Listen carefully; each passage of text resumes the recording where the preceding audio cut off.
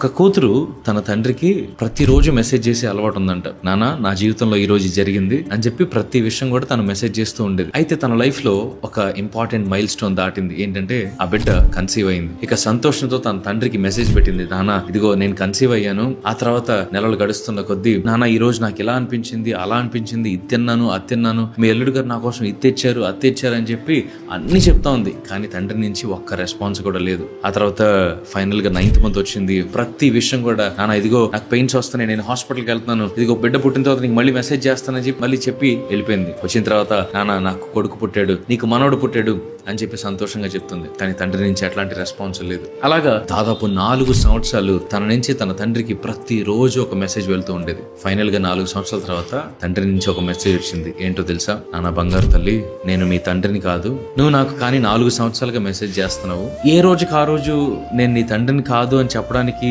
నేను ఆలోచిస్తున్నాను, టైప్ చేద్దామని అనుకుంటున్నాను. కానీ ఎక్కడ నీ నుంచి మెసేజెస్ ఆగిపోతాయో అని నేను టైప్ చేయట్లేదు. సరిగ్గా 4 సంవత్సరాల క్రితము నా కుమార్తె రోడ్ యాక్సిడెంట్ లో చనిపోయింది.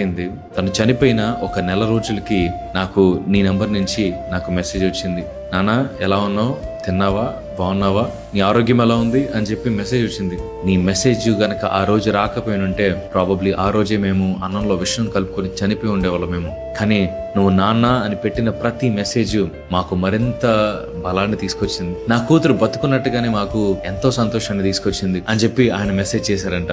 అప్పుడు అవతల నుంచి ఆ కుమార్తె ఏ మెసేజ్ చేసిందో తెలుసా? నాన్న, నేను కూడా 4 సంవత్సరాల క్రితము నా తండ్రిని కోల్పోయాను.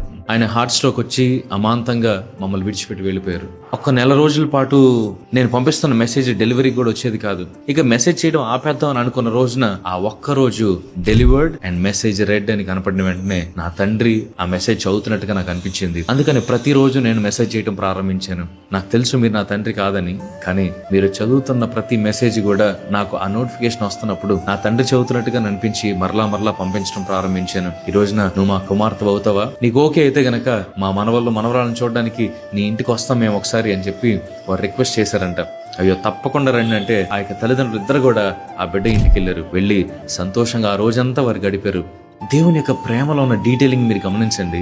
కుమార్తెను కోల్పోయిన తల్లిదండ్రులకు దేవుడు ఒక కుమార్తెనిచ్చాడు. తండ్రి కోల్పోయిన ఒక కుమార్తెకు దేవుడు ఒక తల్లిదండ్రులను ఇచ్చాడు. ఈ రోజు మనం అనుకుంటాం చాలా సందర్భాల్లో, దేవునికి అసలు నేను గుర్తులేదు, దేవుడు అసలు నన్ను మర్చిపోయాడు, నా జీవితంలో ఎందుకని ఈ శోధన, నా జీవితంలో ఎందుకని అనారోగ్యం అని. కానీ ఆయన ప్రేమలో ఉన్న డీటెయిలింగ్ గురించి మీరు తెలుసుకుంటే ఆయన ఎప్పుడు మీరు ద్వేషించరు. ఈ రోజున ఆయన విడిచిపెట్టద్దు, ఆయన కలిగి మీరు జీవించండి. ఆయన మనల్ని మర్చిపోయే దేవుడు ఎంత మాత్రం కూడా కాదు.